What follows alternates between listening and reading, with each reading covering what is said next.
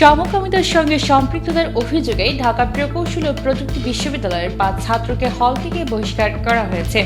অভিযুক্ত শিক্ষার্থীদের বিচার ও বিশ্ববিদ্যালয় থেকে স্থায়ীভাবে বহিষ্কারের দাবিতে ক্যাম্পাসে বৃহস্পতিবার বিক্ষোভ করেছেন সাধারণ শিক্ষার্থীরা। জানা গেছে, বিশ্ববিদ্যালয়ের কিছু ছাত্রের বিরুদ্ধে সমকামিতায় জড়িত থাকার অভিযোগ এনে শিক্ষার্থীরা কর্তৃপক্ষের কাছে আবেদন করে। এর প্রেক্ষিতে গত 22 জুলাই বিশ্ববিদ্যালয় কর্তৃপক্ষ 5 ছাত্রকে সাময়িকভাবে হল থেকে বহিষ্কার করে। বহিষ্কৃত ছাত্রদের মধ্যে কাজী নজরুল ইসলাম KNI হলের 3 জন এবং শহীদ তাজউদ্দিন আহমদ হলের 2 জন ছাত্র রয়েছে। ডুয়েটের পরিচালক অধ্যাপক ডক্টর উৎপল কুমার দাস স্বাক্ষরিত এক বিজ্ঞপ্তিতে উল্লেখ করা হয়, শিক্ষার্থীদের আবেদনের প্রেক্ষিতে ওই 5 ছাত্রের বিরুদ্ধে সমকামিতার অভিযোগ পাওয়া যায়। বিষয়টি সঠিক তদন্ত ও ক্যাম্পাসে সুষ্ঠু শিক্ষার পরিবেশ বজায় রাখার স্বার্থে অভিযুক্ত শিক্ষার্থীদের সাময়িকভাবে হল থেকে বহিষ্কার করা হলো।